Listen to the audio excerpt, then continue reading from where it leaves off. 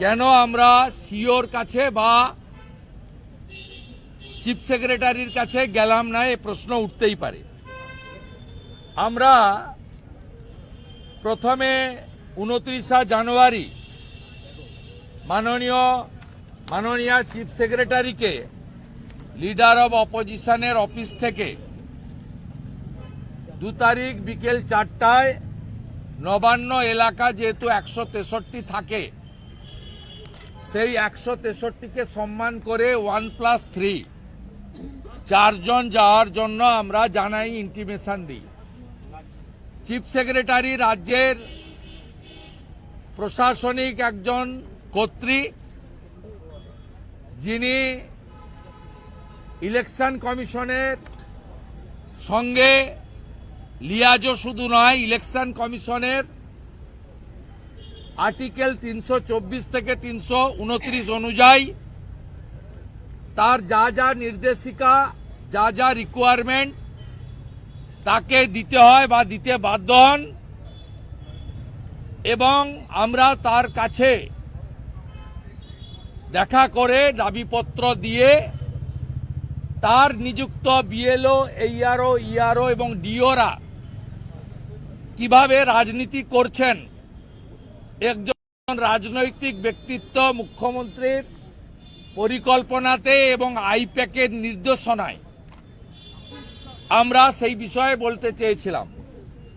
উনি আমাকে রিটার্ন মেলে বলেছেন 6 তারিখের আগে উনি এলওপি সঙ্গে দেখা করতে পারবেন না। আবার গতকাল রিমাইন্ডার দিলাম, সেই রিমাইন্ডারে উনি রেসপন্স করেননি। আজকে এখানে আসার আগে উনাকে পাঠিয়েছিলাম চিঠি যে ধরে নিলাম আপনি থাকছেন, তাহলে যাচ্ছি। তখন উনি মুখ্যমন্ত্রীর সঙ্গে পরামর্শ করে লিখলেন যে উনি আজকে দেখা করতে পাচ্ছেন না, অপারগ। আমরা রাজ্যপাল মহোদয়কে দেখা করতে চেয়েছিলাম, উনি আমাদের দেখা করার জন্য 4টের সময় টাইম দিয়েছেন। আমরা 4:15-তে উনার সঙ্গে দেখা করেছি। আমরা এসআইআর সংক্রান্ত বিষয় সিও বা ইসিআইতে না গিয়ে রাজ্যপাল মহোদয়ের কাছে বা চিফ সেক্রেটারির কাছে যেতে চেয়েছিলাম। কেন? প্রথমত চিফ সেক্রেটারির কাছে যেতে চেয়েছিলাম এই জন্য যে তার নিযুক্ত প্রশাসনিক আধিকারিকরা ইচ্ছাকৃতভাবে রাজনৈতিক উদ্দেশ্যে পরিকল্পিতভাবে ভোটারদের হয়রানি, এসআইআর কেন্দ্রগুলোকে মাছের বাজার, হিয়ারিংয়ের নামে বিশৃঙ্খলা, তৃণমূল কংগ্রেসের গুন্ডাদের এসআইআর হিয়ারিং সেন্টারে ঢুকিয়ে নৈরাজ্য তৈরি করার কাজে উৎসাহিত করছেন, অ্যালাউ করছেন। তিনি না দেখা করার ফলে আমরা সাংবিধানিক প্রধানের কাছে 4টে দাবি রেখেছি এবং বলেছি আপনি ইমপ্লিমেন্ট করতে পারেন না, এক্সিকিউশনের পার্ট আপনার নেই, কিন্তু আপনি অ্যাডভাইস করতে পারেন, সংবিধান সে অধিকার আপনাকে দিয়েছে। আপনি দয়া করে চিফ সেক্রেটারিকে অ্যাডভাইস করুন এই জিনিসগুলো হচ্ছে। আপনারা সবাই জানেন ইলেকশন কমিশন সংক্রান্ত যে কোনো ফাইল এলে সেটা মুখ্যমন্ত্রীর কাছে তার টেবিল করতে হয় না, অনুমতি নিতে হয় না। এটা এই রাজ্যের জন্য নয়, ওটা ভারতবর্ষের জন্য। গোটা ভারতবর্ষে একই আইন। ইলেকশন কমিশন কিছু লফুল্লি এবং কনস্টিটিউশনাল তার যে পাওয়ার আছে, সেই পাওয়ার অনুযায়ী যা যা সরকারকে চাইবে সরকার বাধ্য তাকে সেই সাহায্য করতে। কিন্তু পশ্চিমবঙ্গে আগের চিফ সেক্রেটারি মনোজ পন্ত এবং বর্তমান চিফ সেক্রেটারি নন্দিনী চক্রবর্তী প্রত্যেকটা ফাইল মুখ্যমন্ত্রীর কাছে পাঠান। আমরা ডকুমেন্ট নিয়ে কথা বলছি। মুখ্যমন্ত্রীর principal secretary Gautam Sanyal note করেন এবং মুখ্যমন্ত্রীকে অ্যাপ্রুভ, ক্যাপ্টেন এভিয়েন্স রিজেক্ট, পেন্ডিং এসব কথা উনি লিখেন, যেগুলো সরাসরি সংবিধানকে ভায়োলেশন বলে আমরা মনে করি।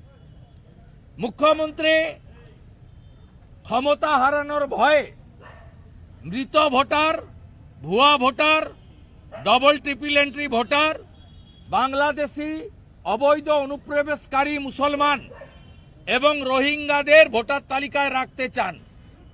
এই মুখ্যমন্ত্রীর পূর্ণ পরিকল্পনা হচ্ছে এসআইআর কে ভণ্ডুল করো, প্রয়োজনে রাস্তায় গোলমাল করো, জ্ঞানেশ কুমারজিকে ভ্যানিশ কুমার বলো, মনোজ আগরওয়ালকে ভয় দেখাও, আর এসআইআর আটকে 24 সালের লোকসভা ভোটের পুরনো ভোটার লিস্টে ভোট করার জন্য সুপ্রিম কোর্টে গিয়ে আবেদন করো। এর চাল ধরা পড়ে গেছে। ছত্রে ছত্রে ড্রামার নাটক, মিথ্যাচার ছাড়া সত্য কথা বলে না। আপনারা শুনলে অবাক হয়ে যাবেন। আমি এলওপি ডকুমেন্ট নিয়ে, এভিডেন্স নিয়ে বলছি। এসআইআর প্রক্রিয়া চলাকালীন মুখ্যমন্ত্রী 27 ফেব্রুয়ারি 2025 থেকে 21 জুলাই থেকে পরে বোলপুরের প্রশাসনিক সভা থেকে সরাসরি বিএলও, বিডিও, ডিএম এদেরকে ভয় দেখিয়েছে। ইলেকশন কমিশন ও তো 2 মাসের, আমি ছিলাম, আমি থাকবো, ভেবে শুনে ভেবে চিনতে কাজ করবেন। শুধু এ কথা নয়, উন্নয়নের নামে ডিএমদের ডাকা হয়েছে নবান্নতে। দেখেছেন কে? আগের চিফ সেক্রেটারি মনোজ পন্থ। দেখেছেন কে? বর্তমান চিফ সেক্রেটারি নন্দিনী চক্রবর্তী। 2 বার হয়েছে মিটিং। ডিএমদের মোবাইল ফোন বাইরে রাখা হয়েছে। হঠাৎ করে যে মিটিংয়ে মুখ্যমন্ত্রীর থাকার কথা নয়, মিটিং চালু হওয়ার পরে খানিক পরে উনার উদয় হয়েছে।